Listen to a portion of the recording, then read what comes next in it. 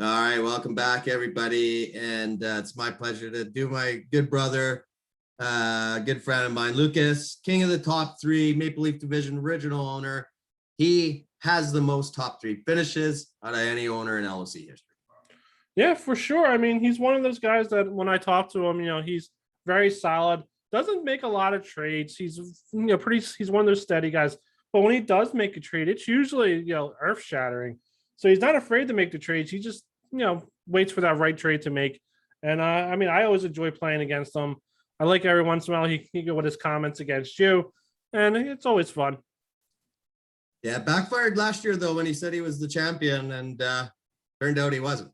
Yeah, exactly. Last year he went 8-5. Excuse me. He has a record of 49-44, which I was actually surprised. I thought his record would be a little better with what the very next thing. He has the most top three finishes with a 49-44 record.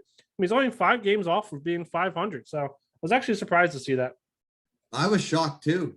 When I saw the career, I was like, is the numbers wrong? And I'm like, no, they're not wrong. So he's obviously had some bad years, just like any other owner, but obviously clearly used those bad years to come back next year, probably with a lot of picks or something, right? So of course. Yep. Exactly what I was thinking as well. Looking at his team, he has Herbert and Zach Wilson. He has Gaskins, Foreman, Hyde, Homer, Roundtree, Le'Veon Bell, Montgomery.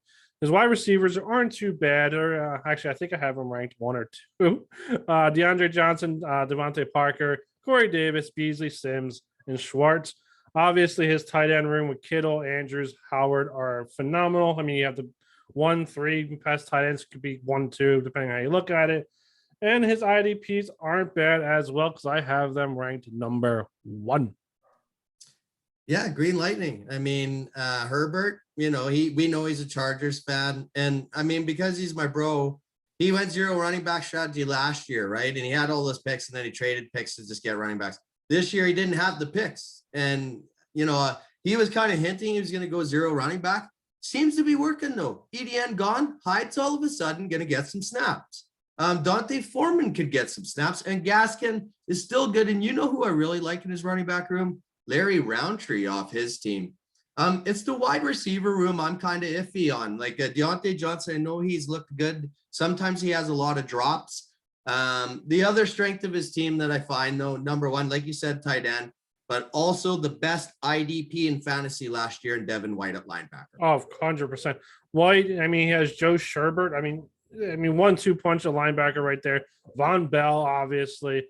I think I looked at it. He's based on this, all based on NFL projections. We know how stupid they usually are.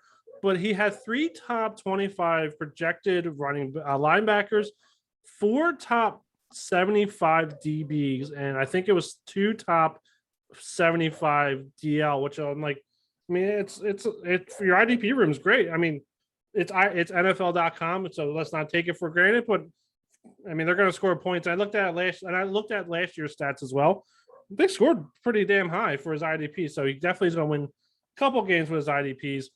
I have his, and all my rankings were before when we started doing the preview, so I haven't updated them since. So any trades or drops or injuries, they don't factor in. His quarterback room, I have ranked 10th. Herbert, Wilson. Herbert can be great, but he might have that the sophomore slumps. And Wilson, he plays for the Jets, even though he looks great. He's going to throw the ball to Croft for like 500 touchdowns, I hope. But it's still in the Jets. His running back room, before the injuries, I had ranked 20th. I didn't think Hyde was going to get any rushing. Homer, Roundtree actually might be his second best running back on the roster. Foreman, I mean, I still think he's still a bum anyway. Bell, he might sign, but if he signs, he might, get a couple carries a game. His wide receiver room, I had ranked 13th. His tight ends, I had ranked 1, and his flex, I had ranked 13th because it could be a combination between his wide receiver room and his running backs, and his IDPs, obviously, as I said, ranked 1 as well. Yeah, I think you nailed it on the head. It's the flex where the weakness is. And that's why if he gets any sort of production out of his running room this year, I think it's a huge win for him. Oh, yeah. Like you said, is pretty solid. Yeah, I agree. He gets that production. And I think looking at we both gave him C+. The reason I personally gave him a C+, he kept 1 running back, and he took in his first 3 picks were wide receivers. And I think there was actually running backs he could have taken there that would have gave him better production out of that. And his wide receiver rank, he kept Kittle, Andrews, Johnson, and Herbert. So he really didn't have the wide receivers to take either. But I'm always under the assumption that you can get better wide receivers later than you can get running backs. So that's why I gave him the C+. Yeah, I'm with you. I got the same thing. I mean, I think even though it might work out some way for him this year, I think the 0 running back strategy is a failing strategy. He went 3 wide receivers early, like you said. He didn't pick till round 2, and he went Devontae Parker and Corey Davis, right? So Parker, who knows? Like, there's a lot of mouths to feed there, right? And Corey Davis, who knows? He's had injury concerns. And even we talked about his defense. Yes, it's good, but I think going Joe Schobert and JJ Watt as early as he did was way too early, and he didn't address that running back position. That's why I gave him a C+. I agree with you there. You have him going 6 and 7. I have him going 8 and 5.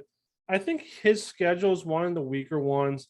He plays, a couple teams that I have very low rankings on. I think there's a couple that we actually differ on, and we'll kind of see later in the previews. But he also plays a couple teams when they're on their bye. He plays me when I'm on my bye. He plays, I believe, Deuce Bombers when Deuce Bombers is also on the bye, but I'm also kind of low on Deuce Bombers. And then he kind of plays, True North and Billsy Bob when they're both on a bye as well. So he got a couple lucky, and he's going to get a couple wins, I think, just because of buys. Yeah, like clearly you have him being a playoff team, and I'm sure Lucas will be happy to hear that. I don't have him as a playoff team, and it almost frightens me even more because when I look at Lucas's keepers, he's got some good keepers there, and let's face it, if he ends up 6 and 7, he's going to be like one of those top teams in the consolation. Maybe get a pick, maybe he sells, gets even more picks, loads up again for another run next year. I don't think it's this year for Lucas, but I honestly think he's setting up for another run next year if he just holds the course. And because guys are going to want players off his team, and he'll have the room to get rid of them and still have 5 solid keepers. Yep. And I have him going 2 and 3, and then 5 and 5, and then 8 and 5. So I have him winning the last 3 games of the season. Yeah, no, he's a good owner, and happy to have him in here. And yeah, I think it's going to be a good year still for him. Exactly.